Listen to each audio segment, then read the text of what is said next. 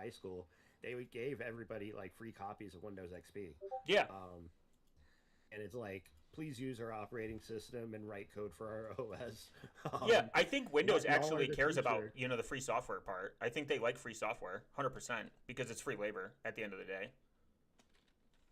But at the same time, I also participated in this thing that was like a math team when I was in high school, right? And it was like it had a computer science division, and one of my coaches got like a big bag of Ubuntu 6 disks, which like this is like circa 2004. Yeah. So uh it was already like, and even then like I always knew about Linux because of the movie Hackers, which I saw when I was like legit a teenager, Nice. back when it was like kind of fresh. Never seen the movie, to be honest.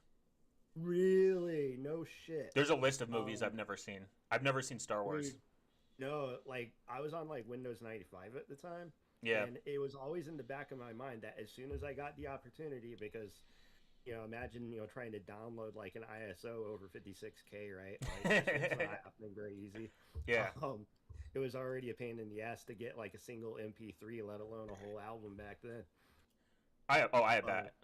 I imagine. no, is for certain sects of society, yeah, like absolutely, like it's really about the corporate culture, right? Because like Yeah.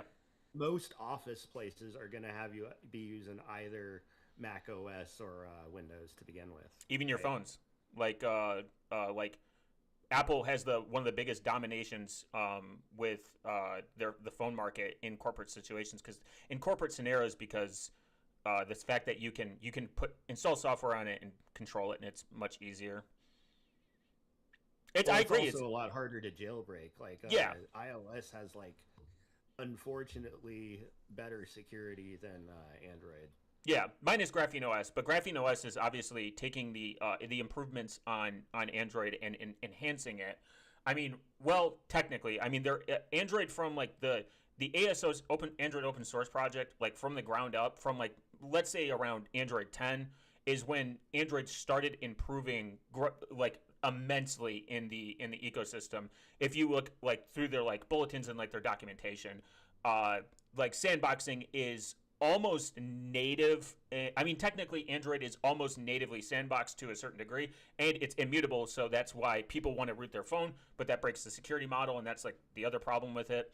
Um, and I would say even like I understand like why like when you look at like a vendor from a vendor standpoint, why would I not take the fact that I can integrate like Windows or Mac OS or et cetera into the system? We don't have to worry about we don't have to worry about user complaints. No one's calling like HP to be like, hey, my system didn't install Linux. Why? Like, fuck you. They're just passing it off to like Microsoft, like whatever, like their like Indian tech support team. I mean, that's like another like its own like issue is I think it's less of the like stuff doesn't work. Just like Wayland is far superior to like X11 when it comes to like sandboxing and like just a whole like slew of other things. But it's still like 2026 and we still haven't seen the adoption. I think it's just the lack of like developers that want to actually like put in the work to change like their perspective. And this is like my big brain thinking outside the box. It's because Linux users care about choice. They don't care about security. They don't care about privacy. This has been a long time thing though. Yeah, yeah. Well, I mean, that is probably the biggest thing that most people in free and open source Yeah, software care about is choice, right? Like that was kind of like the whole appeal of Linux as a yeah, Windows user to begin with, 100%. was that it was a lot easier to customize your interface, for instance. I mean, back then, as a teenager, all I really cared about was like having a sick, like tricked out terminal. 100%. Like you look You know, cooler. Like when you pull up I mean, with the dude, ladies. I started on MS DOS. Oh, okay. No, I mean like back in the day, like legit no GUI, no nothing, right? Like it was crazy back then, like legit floppy drives, and Yeah. Um, I bet Linux would have been a fucking trip back then, dude. Well, actually, Like, if I could ever find it, there's a really good like news, not a news article, but there was a day. It was like back in like the '90s or something. Maybe I'm schizophrenic and I just made this up. Uh, there where when Microsoft first started becoming pre-installed on laptops, people had a stroke. They're like, "This is anti-freedom. I want to be able to put Ubuntu on my system," like stuff like that. And there was like people like revolting against it, like even like the thought of like Windows coming pre-installed into your system. Um, and I would agree that even like 10 to 15 years ago, like Linux wasn't really an enjoyable experience. I mean, lack of drivers, lack like you had to configure a lot. It's easier now. I think it's still less of the usability aspect and it's more of the fact that like people just again don't care. Like they have to like I got into Linux because my laptop didn't work with running Windows. That's literally it. I you ever needed a see that solution. movie? You ever see that movie, Idiocracy? Yeah, it's great. It's a great movie. I rewatch it every couple of Um, years to see how close we are. it really illustrates a lot of the problem, right? Like a lot of people out there just straight up lazy. They just don't want to put in the work or the effort to Yeah, and it's make a easier big now. mental change. That's the great part. Like things that are the same as the old is good. And to be honest, like if you're in the unfortunate, like first of all, I have no plans to use Windows 11 Yeah, or any never. of the future Windows. Um, but last time I was on Windows, I actually did use WSL2 for a while, and it's not bad. That's awesome. Like it's Hey guys, we want to be like Linux. if you're a dev and you're forced to use Windows and you want like a Linux like environment and you want to like actually do things like shell scripting or building software on the command line or just having kind of like a superior alternative to PowerShell at your fingertips, it's a great option, but it's no replacement for like an actual like Linux install I would by say far. even PowerShell is good. Like PowerShell is actually one of Windows' best things they ever I made. fucking hate PowerShell so much. But that's at the same token, dude. I hate like Windows namespace, like their naming conventions for all their variables and for all of their like primary functions for Yeah, navigating through like the file system. You have to like there's like a translation layer between Linux world and Windows world that exists, I believe. Um, and I believe that. In a sense, like I'll be honest with you, I haven't touched Windows in like over 10 years. So like nice, based. Hell yeah, besides bro. the fact like I have to use it like in my like normal like I have to interact with it like in normal work environments. I installed Windows in Cubes OS to see how hard it was, and it's not hard. And to the people that like want to like run Windows, it's actually completely possible to virtualize it and put it in Cubes OS. And I think that that's how it should be ran. Even though like relatively this is like counterintuitive to the Linux people. This is what Linux people get mad about is Linux isn't secure and Windows is far more secure than Linux out of the box. Like if you put it side by side comparison, and this is not just me reading like like people that are like educated in like Windows. It's people that are educated in Linux and like I mean the Hunix one of the Hunix devs has a really good article explaining like the lack of sandboxing that's in there. Sudo's a problem. User space is a problem. Linux doesn't want to adopt Wayland even though it does GPU isolation. Sudo should have been replaced with Duaz like a decade ago. I mean, the kernel is like I mean, you could go off and off and off on it. And the other problem is system. This is my problem with System D. System D is insanely bloated. It's inefficient. Like when I switched from System D to Run It, which is what Void Linux uses. Not only my resources are less, my attack surface is less. My system runs faster. One time I forgot to update my system for like 3 weeks, and I updated and zero breakage, nothing broke. And actually, one of my repositories fucked up. So like Void Linux, you can actually run a repo, like a full repo, copy of your repo locally. You never have to reach out to the internet really. It take up a ton of space, and it's kind of like useless to be honest. But beyond that point, it's actually like very efficient. Like one of my mirrors were down and it caused a massive like fuck up. And I literally 30 minutes of digging through the documents, I fixed it. Um, and I thought it was going to be like I'm going to have to reinstall this. Though when I used ButterFS on Pop OS, that shit broke and snapshots failed me twice. And I'm like a paranoid person that backs up like on the regular, like more than the average person, and it was just a bad experience. Yeah. And without touching, like I mean, on my server in my server infrastructure, on my servers, I use Ubuntu because it's easy. And sometimes Alpine, depending if I'm running containers. Okay, so genuine question, right? Because I, as a someone who has used Ubuntu on desktop, as well a little bit on server, but even then, I've used Debian more on server than I have Ubuntu. Mm-hmm. Why use Ubuntu server rather than Debian? To be completely honest, it's probably because it's like the first one I used. Okay. And that's probably it. I mean, I have a couple services running Alpine because Alpine is Alpine is where I care about my critical infrastructure from a security standpoint. I do Alpine, and when I want to use less resources, I use Alpine. But for some reason, like Ubuntu is just kind of like the easiest one to install. It just works. From a server standpoint, like Ubuntu is actually good. Minus like the fact that I just don't like systemd because it's bloated. But servers again are de-bloated to a certain degree because they have like less moving parts. This is like where like people get like Linux is secure because of XYZ, and then they have like really outdated, somewhat autistic level like SEO fucking this person's never touched Linux in their life guides on how to set up SSH and harden it and all this other shit. When you really could just do Alpine and pretty much solve the majority of it. And a lot of guides are just written for Ubuntu. I mean, like a lot. If like when I was first getting into self-hosting, I needed guides to set up everything because I was retarded and I liked pain and I was like command line only. I was like a command line purist, I guess. Yeah. Like, oh, if you use a GUI, you're a loser, like kind of thing. I genuinely got away from that mentality because it's inefficient. I prefer the command line over a GUI, to be honest. But that's I think like purism in Linux is actually a negative trait of it. Like people are like I think people should install through Calamaris. Calamaris is great. Like unironically. That's just because the initial primary users of Linux are like developers 80. themselves. Yeah.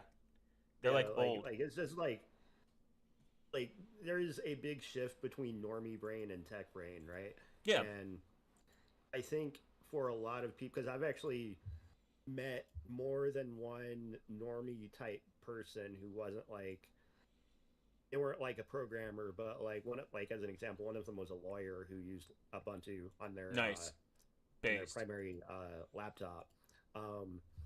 I tried to get my uncle who's worked in military intelligence for a long time to convert to like. You remember back when LibreOffice was called OpenOffice? Yes, that's what I used a couple times. So I've used that shit for like 20 years now, right? Yeah. Back in like I want to say maybe '04 or so, back when I was like first really getting my brain around Linux and stuff, because I actually started on Fedora Core 2. Or Fedora Core 4, I forget which one. Nice. But it was like 4 physical CDs big. It was just crazy how much. And I actually had a friend snail mail them to me like through the physical mail, because I didn't have internet fast enough to download that much data in a short period of time. Good times, man. That's awesome, actually. I mean, Fedora's good. I mean, I shit on Fedora mainly because of Red Hat, and that's mainly because IBM bought. I don't like corporate Linux, to be honest. I mean, like on a fundamental level, like Canonical's kind of like not a really good. They're not really good, and I have problems with GPL3 from a fundamental standpoint. I don't think it's like a good license. I think there are better licenses out there. I guess I'm an MIT stan, really, to be honest. But whatever. They want to make profit. They want to be a business.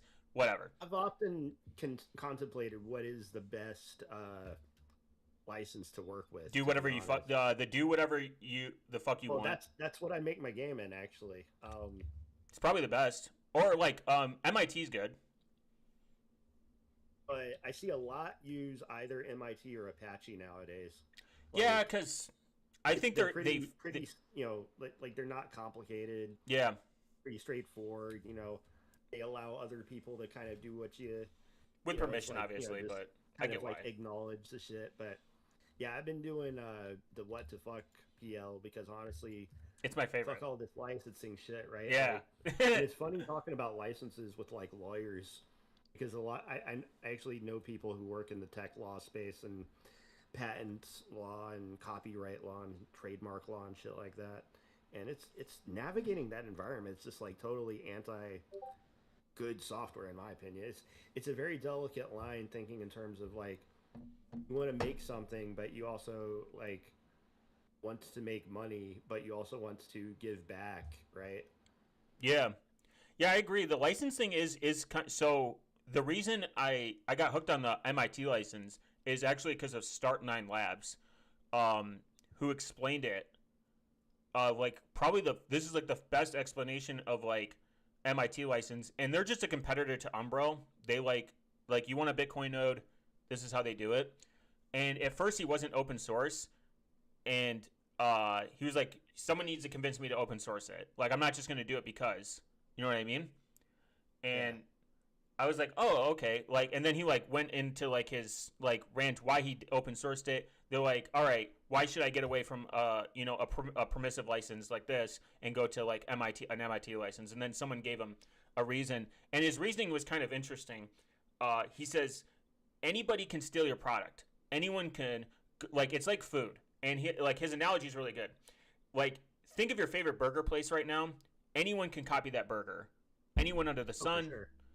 But what they can't copy is how that place made you feel, and they can't copy their customer service. That's something that you can't teach. That's something you can't copy. That's like internally in you. This is why you go to the same barber. This is what I mean. This is just how I stemmed from it. This is why you go to the same barber, even though you could probably get it cheaper somewhere else. This is why you go to the same like liquor store or whatever, because these people generally, beyond the convenience point, have done something that makes you drawn to that place regardless of your. And he was like, no one can copy like how we can fix this. So let someone take it, let someone try to make money, but they're not going to copy like our level of service, in a sense. Yeah, no, there is definitely something to be said about customer service. I have worked a number of customer service roles, Yeah, and literal hell, but people appreciate a people like a human touch. yeah, nightmare blunt lubrication of someone screaming at you for like 45 minutes about a problem that you didn't solve. Like, and that's like what it like. I kind of think about like.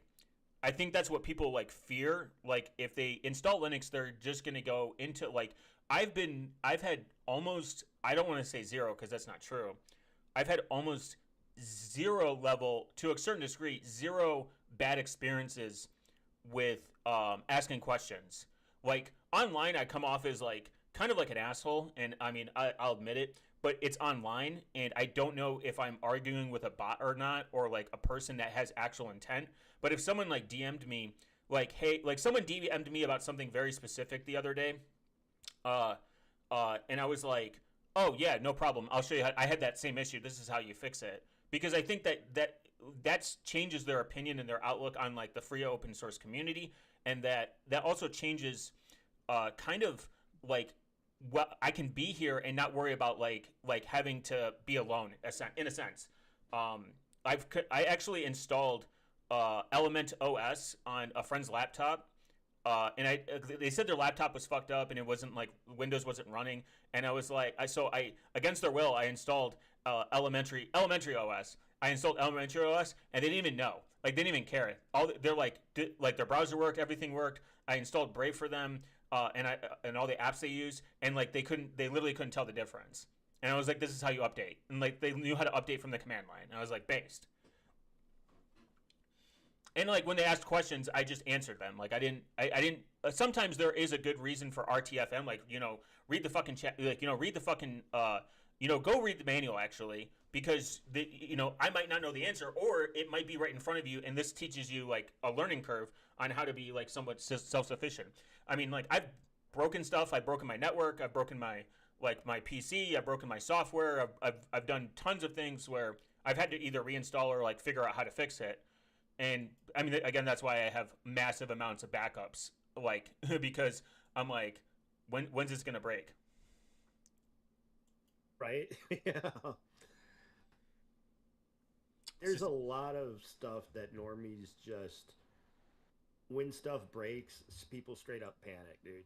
Like yeah, people don't like fucking with stuff that they're not like knowledgeable on, and they don't have the same required, I think, level of tenacity to be because I have fucked around and found out, where I've locked myself out of like 500 gigabyte hard drives because I forgot the encryption password. um, and I was my like, oh no, Bitcoin. I lost all of my Final Fantasy, FLAC files. Oh damn! Isn't Yeah. that one song? Don't you walk away. I don't want to play it because I know a copyright strike will come. Oh, Do do do. I think it was like Five Fan. It's simple and clean. I know the name of the song, but oh, that was from Final Fantasy 10. oh okay. Final Fantasy VII's that's the one with like 3 discs, right? Like 3 or 4. Well, 7 recently got like a remake that's been broken up in the same way that they broke up the fucking Hobbit movie. Like they split the fucking Hobbit into 3 fucking movies. I can't believe that shit. Well, I mean, it's kind of interesting that Lord of the Rings got split up because, like, during like the war, I think it was like a shortage of paper or like a My cost dude, thing. it was originally 3 fucking books. Yeah, 1 book per movie. I mean, Jesus, like it's not that hard. yeah, but But like to be fair, Hollywood there's needs a their lot of money. stuff. There was a lot of stuff in The Hobbit that I think really, it's like they didn't have to make it 3 movies. They probably gotten away They with should 2. have made it 4 just to be. I mean, look at they made fucking how many fucking what's that one movie with John? How many John Wick movies did they really need to make? Like, did 3 we? would have been fine. 3 would have been fine. One would have been fine. I would have been straight with one. You could have, I mean, 1 was great. yeah. It's hard not to want more of that, though. Like, I mean, I don't. I could say, like, this is my theory. This is like my opinion on the Legend of Korra. I mean, you I'm a have a good point. I'm a huge fan of Legend of Korra. Minus the fact that people like the last Avatar: The Last Airbenders stands will fucking hate it for whatever. Probably because there's a lesbian in it or something, and they've never touched a woman. Uh, it can be definitely done in one book, and I wish it would have been done in one book, but I'm okay with 3. And it's kind of like the same thing with like John Wick. It's unironically actually a good movie. And it's got a good premise. Like someone just killed the dude's dog, and he just went at he literally committed a ton of crimes. It's like one of the best feel-good movies of all time. Yeah, like he's like you kill this guy's dog, and he just like goes back and murders a bunch of like it's actually he like the most valuable valued crash like I would say justified crash out of when it came out. Like I don't like if someone like murdered my cat, I'd probably go murder his entire family too. Exactly. And I mean, like movie wise, I mean, even Lord of the Rings, like they could have definitely condensed it. Like maybe, you know what? My favorite was definitely like the Twin Towers. The Two Towers. Why did I say the Twin Towers? It's not 9/11. Yeah. Yeah, it was a solid movie. Yeah, super. Gandalf is my favorite. R.I.P. To be honest. Yeah, no, he did a really good job of portraying him. He's in a metal band. He's like he was in a symphonic metal band. I learned that out of nowhere, and I was like, based actually. Yeah, I think I mean Gandalf was definitely probably my favorite character, one of my favorite characters in the whole trilogy. Yeah, the hoes like elves for some reason. I don't know. Universally. Yeah, like universally, the hoes do love. They were just a fan of fucking Orlando Bloom, dog. No, I think it's the elf ears. I have a theory that like almost all women are one step away from being like a furry or like wanting to do some anamorphic shit. They're just not. It's not socially acceptable. But it will be one day, and I'm here for it. I'll be able to finally dress up in like my like in my cloak and stuff in public, and it'll be cool. It'll be like Renaissance Festival everywhere, but we're all showered. Hopefully, I still gotta go to a Ren Fest to be honest. you Fuck should. man. They're awesome. Yeah. Like it's expensive. It's like a very expensive thing to do. Yeah. No, I had friends in high school who made their own chainmail. Oh, God, what's chainmail is where like you. Oh, I'm thinking of like chain mail, like where you send like a chain email, like where you get like a chain email. I've never made chainmail, but I knew a guy that made he made chainmail, but he was like one of those guys that like to make stuff.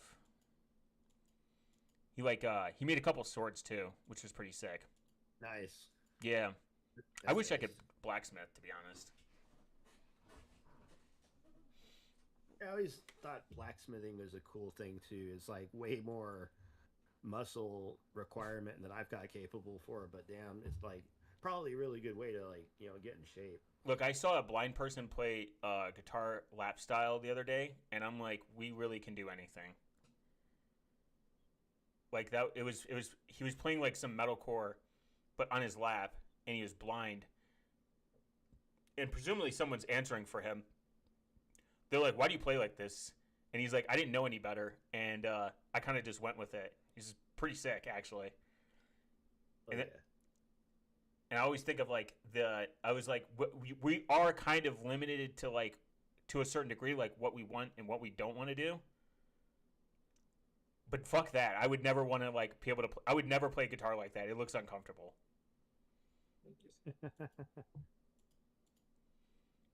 But there's probably like coders out there that like have no arms and they've figured out like how to code in like Ruby on Rails or something, but with like no hands. No, no, no, no. There's a dude. Hold up. I got a video for us. Hold on. This dude. Let's see.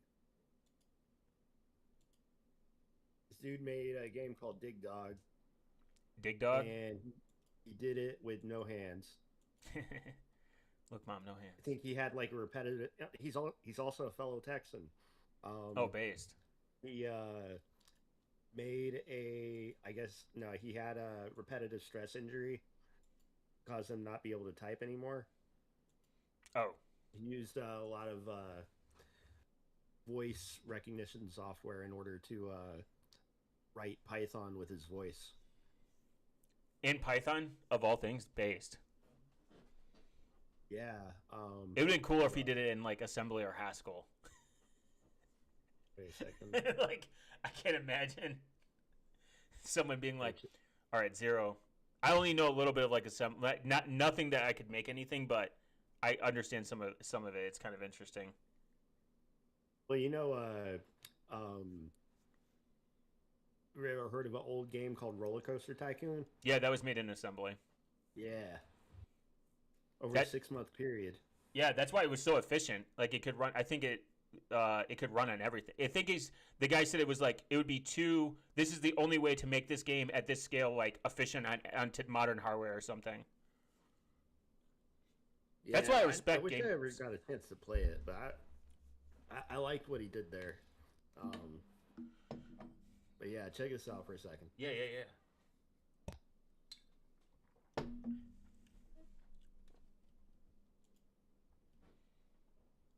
Mild fantasy and violence, my two favorite things.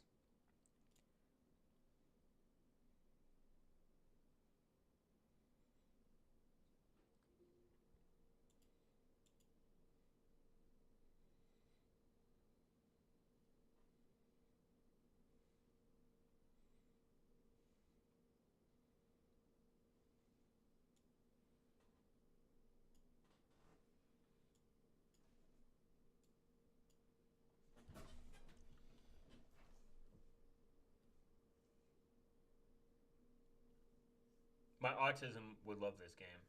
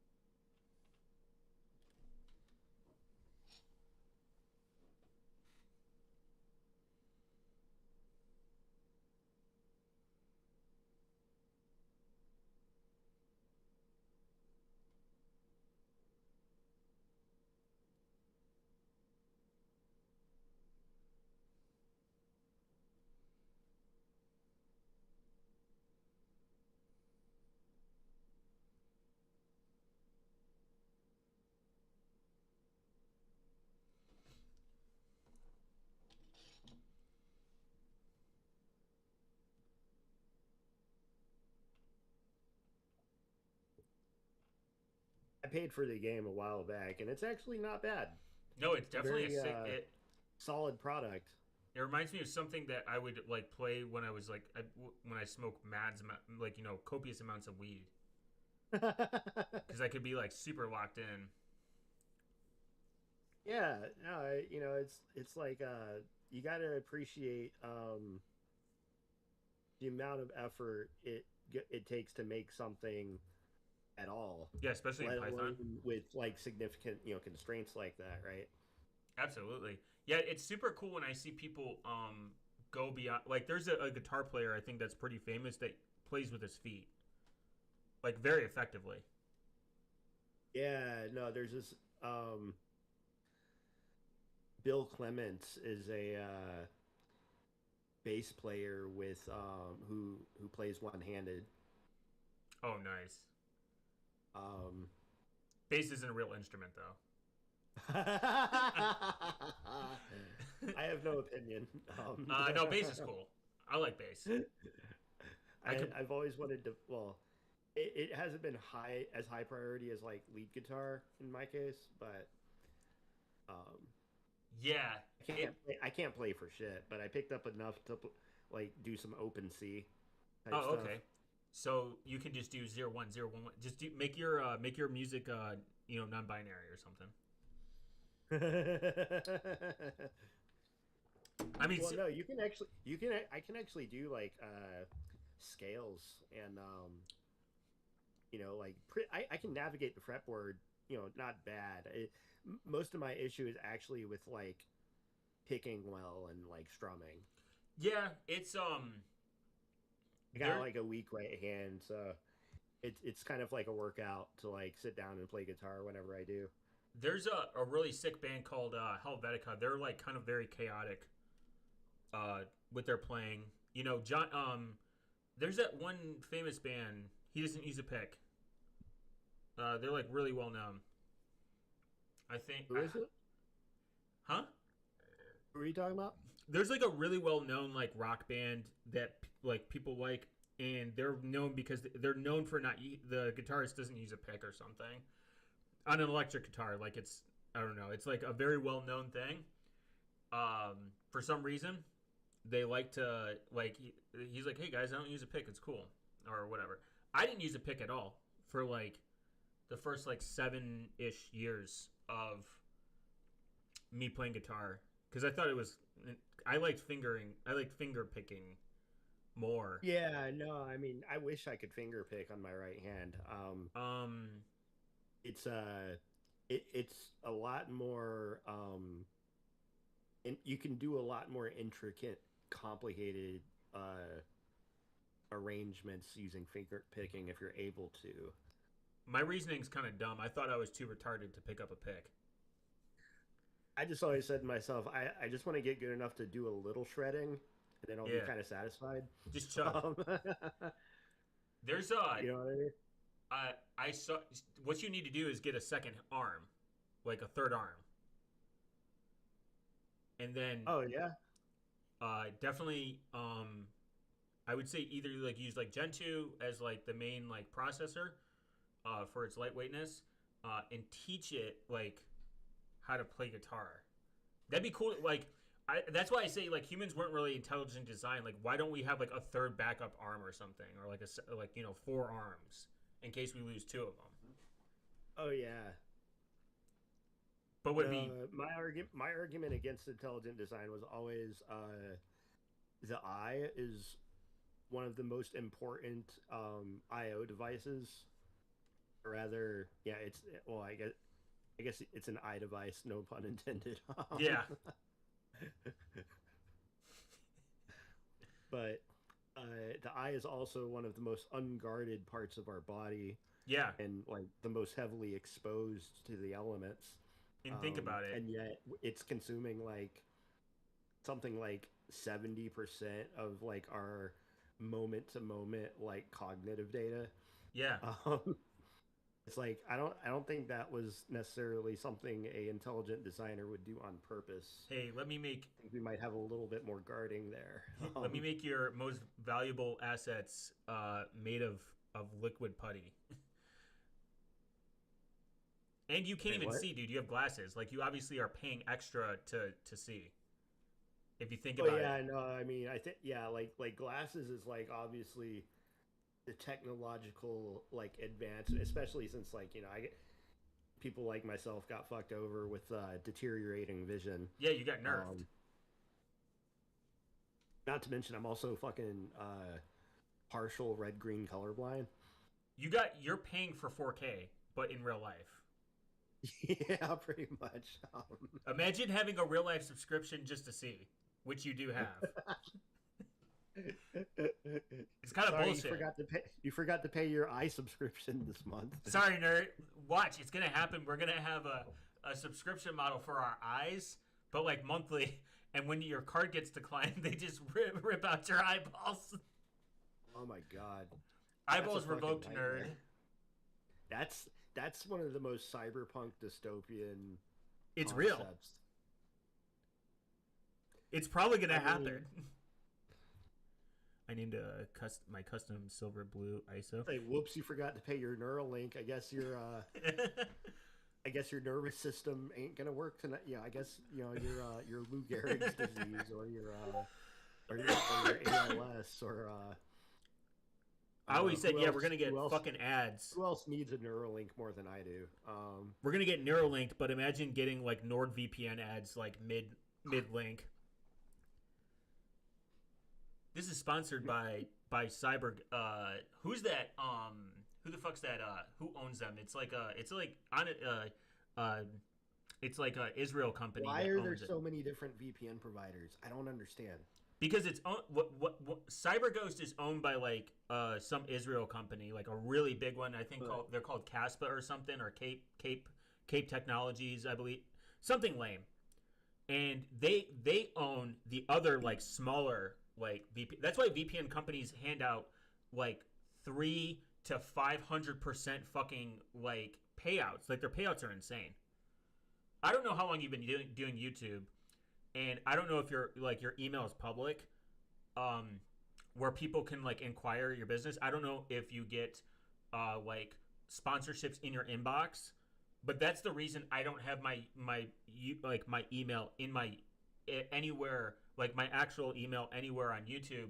Not for privacy, just privacy reasons, but for the simple fact I know it will get flooded with dog shit sponsorships. I have a fundamental problem with sponsorships on YouTube for a lot of reasons, because I think that I thought deep about this for a long time. They kind of put the user, like the people that are actively like watching their YouTuber, they put them at the disadvantage, because you don't know if the YouTuber is actually using the product. You don't know their intentions, and you don't know if they actually care or read the agreements or anything. And it kind of puts it on the user to sit there and be fed this and click on this, aka this affiliate link, and then you have shit shows like Established Titles and Honey, and like I can name a ton of other really bad sponsorships. There's no vetting. There's I opted in to like receive official like offers through the YouTube. Oh, you're talking about the itself. business integration thing? I know what you're talking about. I haven't actually received any through that system yet. But at the same time, that's not necessarily why I don't put my email in my YouTube profile. Mm-hmm. But that's an interesting point to bring up. Like, I didn't know that was actually happening with other other YouTube people. You're at 5,000 subs. Like, you're like their prime target, because you have a smaller relationship. They don't give a shit about the person with 1 million subs that's gonna, like, they're not gonna get any control, or it's gonna bleed into their inbox, and they don't care. They like someone who can talk directly to their users immediately and push their product. To give an example, I know like of a YouTuber who, when they were below 10,000 subs, they got a VPN sponsorship from like a major VPN, and they were offering him stupid money to run an ad for like 3 months, like a stupid amount of money, because he was getting like relatively consistent views. Nice. Well, see, I feel like if I ended up ever having like a list of people who wanted to do sponsorship, I would be very careful as to which ones I like chose to go with, right? Obviously, I'm kind BlackRock. of not in a position to be like more picky than choosy right now, Yeah. but at the same time, like for instance, when it comes to VPNs, like I wish Molvad had like a referral program because I'd be referring the shit out of those guys. Um, There's Monero. So actually, I'm okay with affiliate links. I think affiliate links are different, even because an affiliate link, you, I mean, legally, mine. Let's remove like the legality of it. I guess users can see that link, they know what it is, and they can just choose not to touch it. You know what I mean? They can. There's yeah, no. There's. It's clear in plain, clear sight that like this is an affiliate link. You're getting a commission. Now there's tracking with it, and that's its own problem. Uh, Affiliate links, I have less of an issue with. I mean, the affiliate economy is bad because it's a lot of it is just like garbage. Like, oh, I got nothing, hey no money man, exchanged hands. I'm giving away $200 worth of DigitalOcean in my Yeah. profile, and I get paid for the amount of time if you actually choose to spin up boxes with that stuff. Um, just saying. Yeah, and 100%. I think there's less of an issue with that, because I mean, DigitalOcean's okay. People know that they're tracking this, and like they're relatively there's some form of, I wouldn't say KYC, but there's some level of fingerprinting that's done with this, et cetera, et Yeah, cetera. But they know that clicking the link, and it's kind of really in a sense it's, hey, you're getting paid because you use the product, so that we know you use it because you have an account, and we hope that you aren't shilling this company. Or I can just decide not to use your link and just go pay for it. yeah. Like, go There's pay for it. no. You know what I mean? I have clear choice. It's less invasive than Yeah.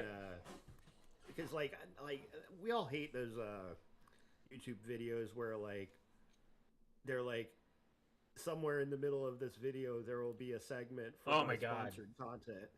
You know, One of them is Simply Safe. Simply Safe. I have 3 different YouTubers I watch that are in 3 different categories, and they all somehow use Simply Safe.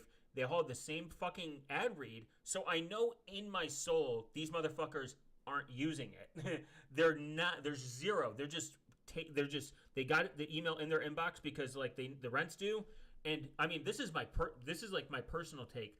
YouTube has grown to like a scale of YouTube has grown to a scale where people are doing production level, like getting production level equipment. They're getting a studio. They're adding all these expenses. They're trying to do all this type of editing that's like super unique, and it's like Hollywood, and it's like, dude, you're just in your fucking basement talking about like anime and hentai.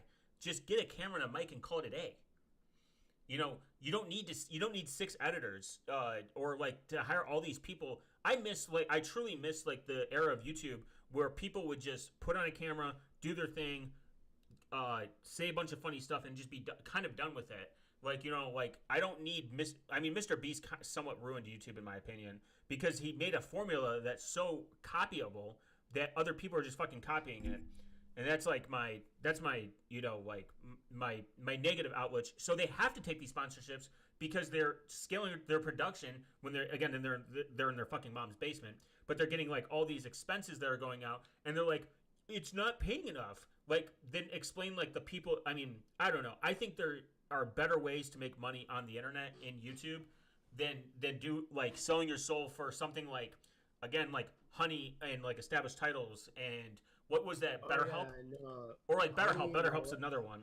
There's a lot of garbage products out there that you Yeah. find. I was like, why are these kind of blowing up the way that they did?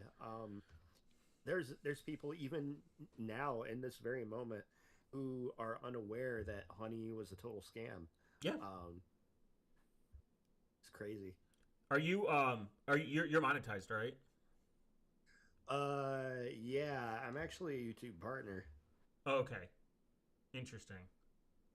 I I'm a haven't gotten paid yet, but Really?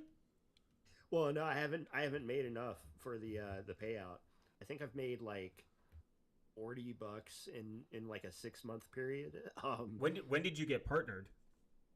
Uh, say like August. August? Yeah, Wow. Huh. That's interesting. August or September, somewhere around there. And you're at 5,000 subs. That's interesting. Huh. Yeah.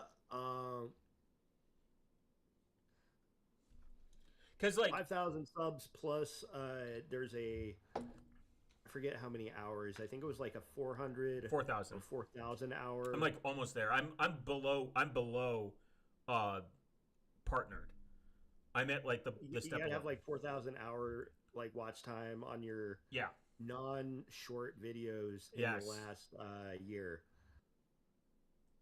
Yeah. And that was a lot easier to aim for than 3 or 4 million shorts views 100%. in, Like, in a 3 million in a three, like whoever at YouTube decided those numbers, like that was stupid. they pulled that shit out of their ass, dude. I'll show you. Can you see my screen? Let me take a on Discord. No, on YouTube. On YouTube, and I see your screen. Yeah. I'll pull your YouTube up. Hold on. Are you streaming right now? Yeah. Okay, hold on. Of course. It's all about the content, baby. Gotta add shareholder value. So I'll show you something. With like Okay, I'm watching. it's interesting. So like like the revenue I made is like nothing, but mainly from like live chats and donations. And thank you to all the people that do that. I love y'all, and the people that don't, I love you too, because it's not about the money for me. But if you look, in my lifetime, I've curated. This is crazy to me. 2 million views. YouTube doesn't give a shit. Even on the shorts, my highest short was almost 640,000. When you look at my watch time hours was above 4,000 because of this one video that I made a meme about, and they still didn't monetize me. Oh, what the fuck? Yeah. So the numbers are arbitrary. Damn, you got some numbers, dude. So right here, I use shorts to get people to get my content, and then I have people to get to my content. I use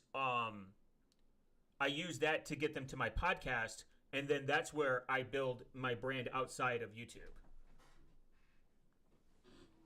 Yeah. Damn. I'm not flexing, trust me. I'm not mogging. He has more subs than me. He's clearly doing it better than me. I mean, not even like you know how I managed to get monetized, dude? I played a lot of Skyrim on stream. I thought it was gonna be like C++ tutorials. No, like I for some reason people were tuning in and like straight up watching like 6-hour playthroughs. That's crazy. Me just dicking around in Skyrim. Those are masochists with like, no wives. Eventually you got like a couple streams where you got like 30 people plus watching all at the same time, and it's like, okay, I'll do this for a while. I enjoyed that. Okay. A little escapism never hurt anybody. Absolutely. I mean, you could utilize shorts to get where shorts grab your audience. So now that I'm monetized, I can actually like the problem with shorts, dude, is that it's very easy to spam like shit content and to like also steal content from other people and 100%. just use it. Don't spam. So but you can make some money. Like the payout on shorts is Hillary really bad. Clinton made me like $10 over 3 days. Yeah, like the payout's really bad for shorts, because like the CPI is not good. But you don't use shorts to monetize, to make money. You use animals to get people to subscribe to your channel. Exactly. You use cat pictures. You like do shorts of your cat to get to your content. No, my cat has gotten me hundreds and hundreds of subscribers. Exactly. You use your cat you use your cat on shorts. Be like, do you want to learn C++? Yeah. I'm gonna show you how to do this. Follow the subscribe to this cat. Like really, you just use shorts to do that, and like posting too. Posting like so actually posting in YouTube's community brings people to you as well. It's a way that people will search for stuff and they will come across your post. I used to post like 2 to 3 times a week, and I do polls, and then polls would help me decide what I want to do or not, and people would find my content from my post. Oh yeah, yeah. No, I usually spam my stuff to YouTube and or not YouTube. I spam my stuff to X. Not even X. And, YouTube's posting system brings people to your content. Weird. Even it's a way if you so like most of the from a pure strategy standpoint, most of it comes from like posts can bring a big huge amount of your engagement. Like let's see these numbers, bro. So nice, based 116,000 views, $24, baby. That's what's up. That's a McChicken. In the last 28 days. That's good. That's good. Is that consistent? No, that's I like I said, you see these big spikes here? Yeah. Like the that was pretty much me like going through and clipping Hillary Clinton in her deposition. And spamming a bunch of shorts because I figured out a really smooth way to like just take video, and then like I've got this bash script that uses FFmpeg. Oh, nice. To take a normal video and then rip out the center into a short. And you can just pipeline, like if you have like, and that's part of the problem with like making a good video that's like easily to like, like automate the process of converting into shorts and stuff. Correct. Right? Yeah. Because you take your long form content and then like, clip out parts of it, and then now you've got shorts, right? Wow. But, he said this. What? Like, wow, he said this. Like, what do you mean my balls are red? Yeah. You know what I mean? Like, yeah. And you would clip it. You see my top content in this period is all Hillary Clinton. That's like such a weird flex. I guess you could thank her for something. That's an interesting. All mine is like Linux stuff or like Linux hate. Like I did a short where like how to install Fedora, and it's me throwing out like a Fedora CD, like my phone that had Fedora on it. Like I made like Linux rage bait before I guess like rage bait was like even a thing, or like it was even a word. That's what you need to do. You need to make like CDev like rage bait. Like think of the most unpopular like game dev thing on the planet and like embrace it. My cat. Based. Wow, you're gonna get 26 cents, and you're gonna hand 30% of that to the government. That's a based looking cat. He looks like he's got autism. He is a very funny guy. So I love cats. He's not a typical cat. Like he's like he's very playful. Wait, you're putting your feet out there for free? That's kind of fucking dumb, man. Oh no, he attacks the shit out of my feet when I'm in the kitchen. Yeah, but like you could have monetized your feet somehow, like on Feet Finder. You can't be showing your toes for free on the internet. People need to pay for that. See, that's where you didn't really tap in. You could have been making. I'm trying to get people to pay me so I won't show my feet.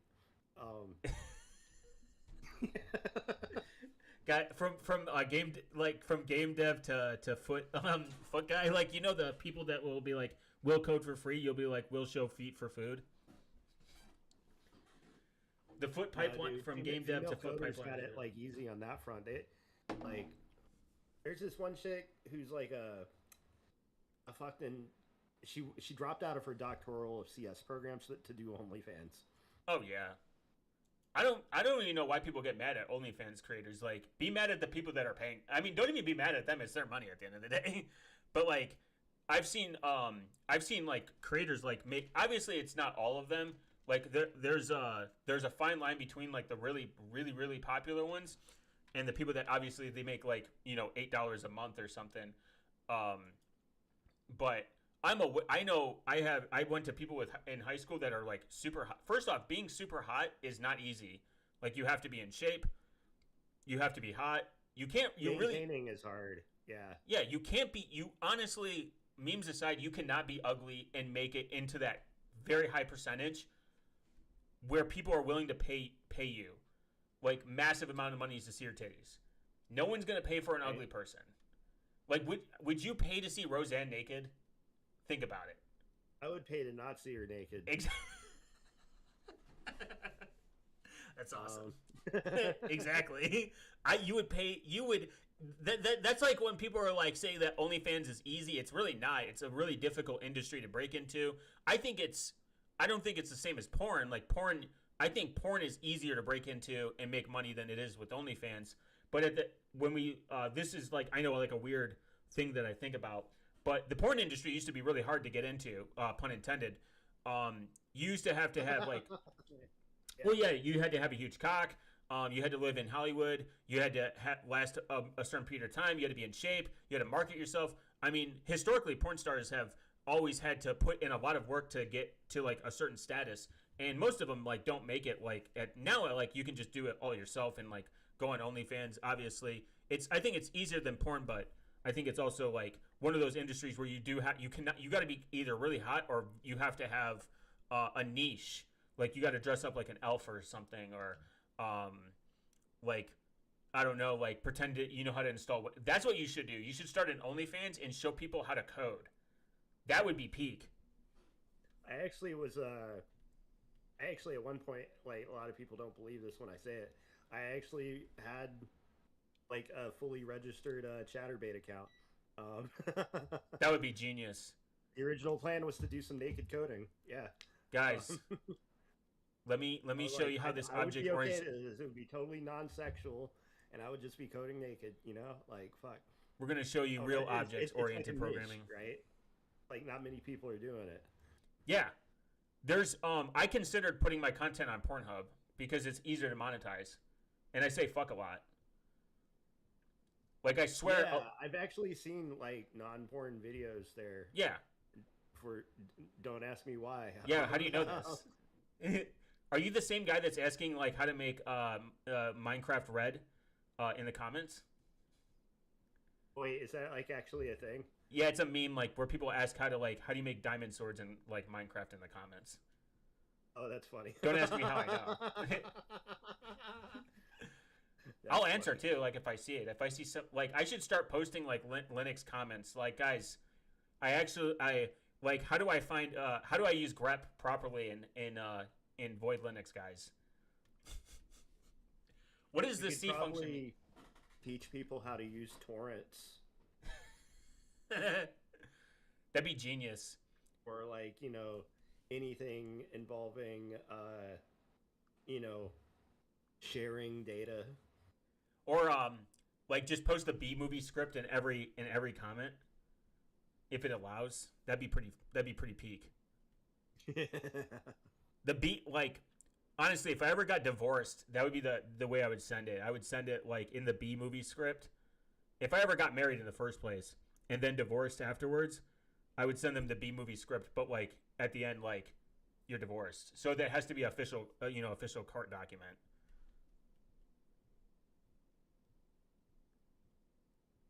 The B movie script is peak way of sending information to people.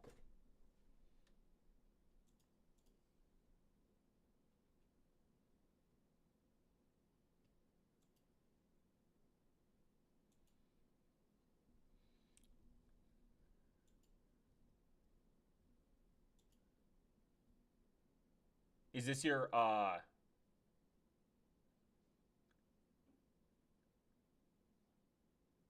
is this your game? Oh,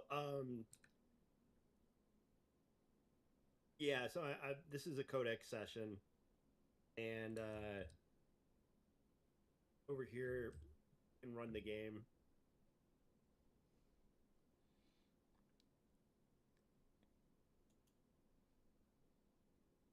So, so how long have you been like self-employed? How long have been what? Like, you're self-employed, right? Effectively, yeah. Like I've worked freelance most of my adult life, actually. That's crazy. Um, I've had a couple stints in corporate, but most of the last 20 years, most of the last specifically, yeah, like I haven't actually worked corporate since like late 2016. Huh. It's been about 10 years. Yeah, that'd probably be weird to go back to. Uh, and is this like the only game you've ever like worked on and released? There is a previous game that I have spent a good amount of time on. That development has effectively halted because of artistic difficulties. Um, One of the things that's made the development of this game so much easier is that I haven't really had to like think about like the graphics assets nearly as much. Hmm. Um, I can actually show you. There's old videos of let's see. Give me 1 second here. Um, there actually is like on the YouTube channel. Let's see.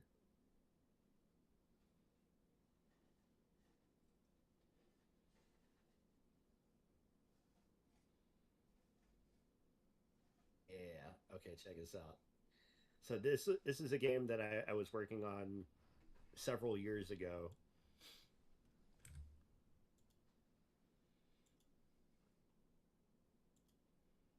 It plays a flying skull. Nice. It's a it's kind of a bullet hell type game, very similar to side scrolling shoot 'em ups like Gradius or R Type or I don't know if you're familiar with the Toho series of games. Um, No, but it's a lot of balls. this was originally built in libstl, also in C++. Lib. Um, Nice. I didn't get it to the point of like where my where Project RPG's at, where that actually runs in a web browser and can actually be played by anyone on any operating system on any device. Um, this one didn't get nearly that far. One Is of he the things shooting out that's made. swords? Oh yeah, so the thing you're firing are like these rotating daggers or knives. But he has no hands. One of the yeah, like he opens his mouth to fire the knives, right? Yeah, but where do And they come from? you can do this interesting thing where because of the speed of movement of the knife when you fire it for the first time, Yeah. um, the your own movement's faster than you fire the knives at, so you can actually catch the knife midair before it's actually made contact with any enemy, and then you can fire that same knife out again at a faster rate. Oh, And you nice. can actually repeat this process because along the way you would like pick up different power ups that would like increase your own movement speed, and you could kind of customize. You like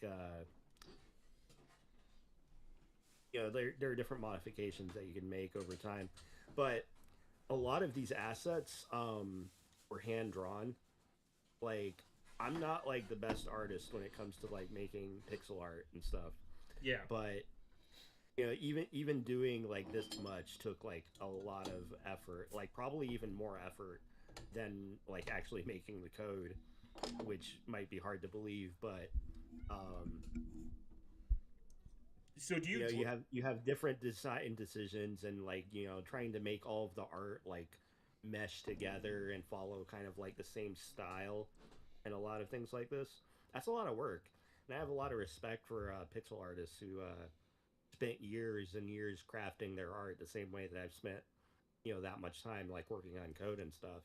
Um, so it's a learning process along the way, right? But like, I basically got like one level kind of scripted out, almost like a whole level, and then I kind of hit this roadblock where I realized, I don't know what the rest of the game looks like yet. Hmm. I don't know what level 2 looks like. I don't know what the boss looks like. I don't. There was a lot of stuff that I was having trouble visualizing, and also rationalizing, like building out all the different subsystems and ways that like level loading would even be handled to begin with, and things like this. There are a lot of considerations in the design process that like I kind of ran into like that just said, maybe it's time to pivot to a new thing. And that was actually around the time that I discovered Raylib, um, which was in early 2025. Hmm. Do you Um, what? How did you draw all this? Like, did you just draw it like in a program and then import it into your game and then give you these? yeah, I'm not a huge like I don't understand like game like how does a program connect to like this skull and how it like it's just very interesting. It's very interesting to me. you ever heard of Sprite? No, Sprite is I'm one just of the aware of best. Blender. Like to be honest. It's one of the best pixel art tools. Um, it's basically I even have it running on Linux. Let me open up an instance of it. Interesting. Um, so this is Sprite, and I can open up. Let's see. They got the commercial. I've actually paid for these assets, but the guy who made the mini fantasy asset pack, which is where all of my graphics come from, Yeah. did a absolutely phenomenal job creating these super low resolution pixel arts for lots of different environments, characters, circumstances. Just um, as an example of this, a human has a sprite sheet where they have different directions, and so he out of the box gives you something like this, right?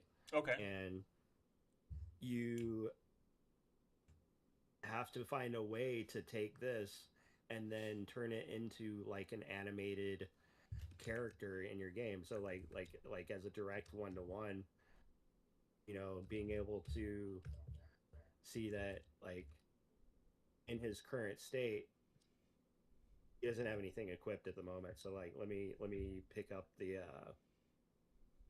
oops, pick up the sword here. There we Interesting. go. So So then that's you the pixel equip. art right there. So like, if you attack now because he's actually got it equipped, Yeah. there's like a management system that's happening underneath the hood here. So I've got files for individual sprites, right? So there's like Uh huh. a source code definition of what a sprite is, Yeah. and what that is a combination of a data pointer that's pointing to this file right here, which we call the texture, and then we have integer component like representing how wide that whole thing is, and each like subsection here, for instance, this particular like frame, like this thing right here, Yeah.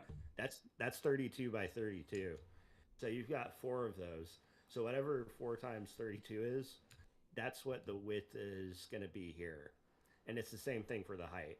And keeping everything kind of square, helps sometimes. But every so often, you've got like for instance, the idle animation has 16 frames per context. And Yeah. and what I call context is basically like the direction that the character's facing. So they give you left, right, up, and down, or left, right facing down, and then left, right facing up. Do you need each one for like each scene?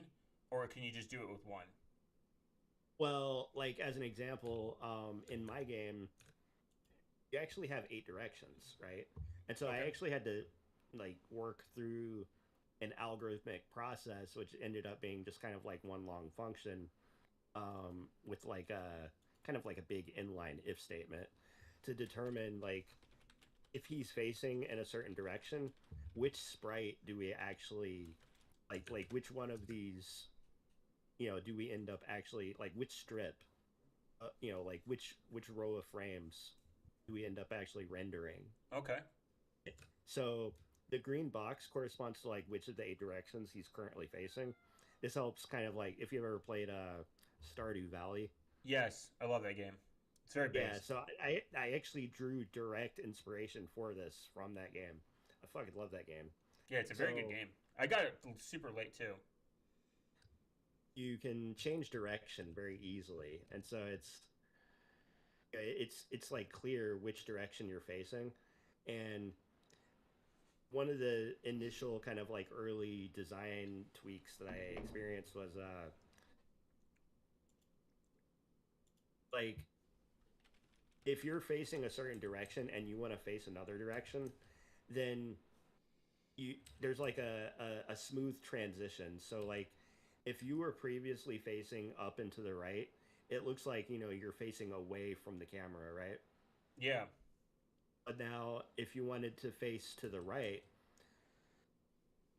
like there's actually no change in the context. But as soon as you face down and to the right, now you're facing forward again. But if you want to face to the right, there's no change again, you see? So you can maintain which direction you're facing. So like it's not exclusive. You can be facing to the right and have either one of two different contexts actually like render for the sprite. I know it's like a really like innocuous detail that like most people probably don't actually care about, Yeah, they don't think about this. but it when I was like sitting down and working out like the animation system for this game to begin with, and like really kind of going through this learning process of like what it actually means to like manage all of these different things that you want to have in your game all at the same time. Um, it was a fun technical challenge, to be honest. It was Yeah. like, this is actually something that would make the game feel just a little bit more like a as immersive an experience as an 8-bit looking game can get, right? Like you know some of my earliest memories, I mean, the whole reason I'm even in game development, dude, is because of fucking Super Mario Brothers and Doom. Yeah, Doom, Those nice. two games in particular. Doom's great. um, but my first memory in life is like literally Super Mario Brothers. Age 3, 1989, just after Christmas. Parents got one from my no, they actually got an Atari 2600 from my grandmother, um, which they traded up for an NES, which was probably one of the smartest things they ever did. Um, Nice. Yeah, didn't it, no, Atari did. What's the one that Sega went out of business? I'm silly. Sega, as a third party, so they became a third party, right? Yeah, And then it's not really that they went out of business, but they did take a significant like financial loss over time. they were also Um, kind of ahead of their time with some stuff. I think they were one of the first people to have like online play, if I remember. is correct. Yeah, I remember the Sega. They had competitive modem support like on Yeah, the 32X, I believe. Um, a lot of the networking stuff that was available for Nintendo consoles also never really like a lot of those things never really took off in the US. Not yeah, like modem support like really didn't become like ubiquitous until like the generation like around the 360, like around the yeah. Wii. I would agree. Like Japan was like kind of ahead of their time on that one. Yeah, for real. Jesus Christ. You know, Um, in Japan they use their cell phones to connect to their games online. they use hotspots. Kind of. They would. There was a mod you could buy that would connect to it that would give it like online access.